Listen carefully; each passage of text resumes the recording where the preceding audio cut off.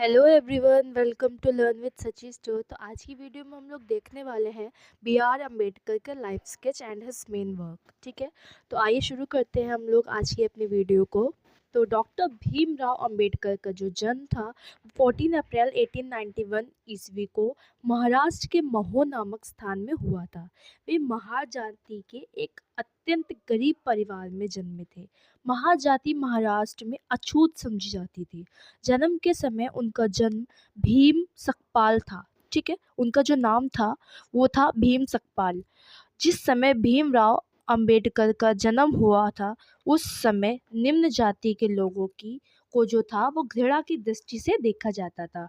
उन्होंने अपने विद्यार्थी जीवन तथा जीवन के प्रारंभिक काल में जन्म जो था वो निम्न जाति में उत्पन्न होने के कारण अनेक बार अपमान सहना पड़ा, जिसने उनके भविष्य की रूपरेखा तैयार कर दी तथा उन्होंने अपना जीवन दलित वर्ग के उत्थान के लिए समर्पित कर दिया।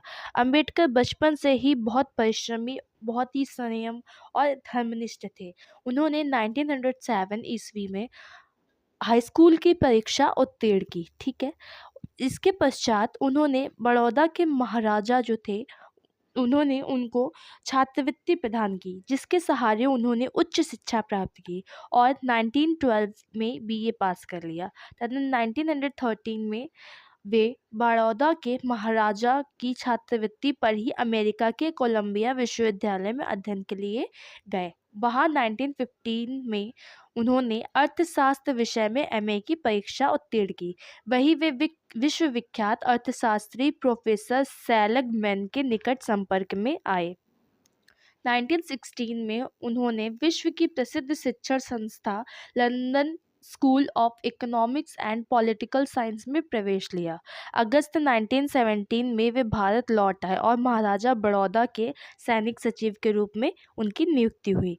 बड़ौदा राज्य में उच्च पद पर होने के बावजूद भी उनके साथ अच्छा व्यवहार नहीं किया होता था। ठीक है, क्योंकि वे अछूत थे, चपरासी तक भी उनका अपमान करते थे। ठीक है, 1920 में वे पुनः अध्ययन के लिए लंदन गए और 1924 में उन्होंने मास्टर ऑफ साइंस की उपाधि प्राप्त की।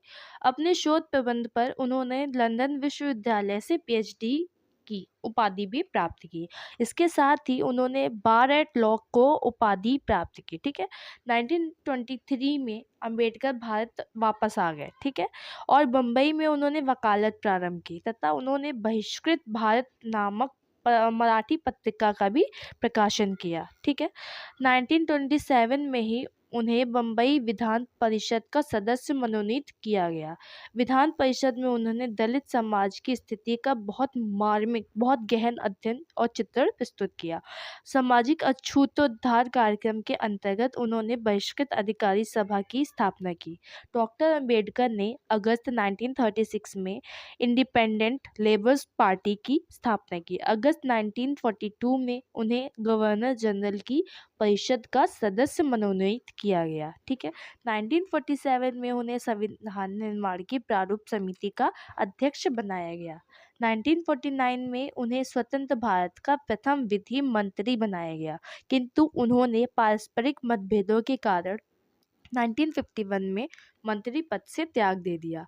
1955 में उन्होंने भारतीय बुद्ध महाभारत महासभा की स्थापना की और 14 अक्टूबर 1956 को उन्होंने बौद्ध धर्म को स्वीकार कर लिया। ठीक है, 6 दिसंबर 1956 को उनका निधन हो गया। डॉक्टर अंबेडकर पर रामायण और महाभारत का बहुत प्रभाव पड़ा था। ठीक है, उनके जीवन के गौतम बुद्ध, कबीर और महात्मा फुले आदर्श थे।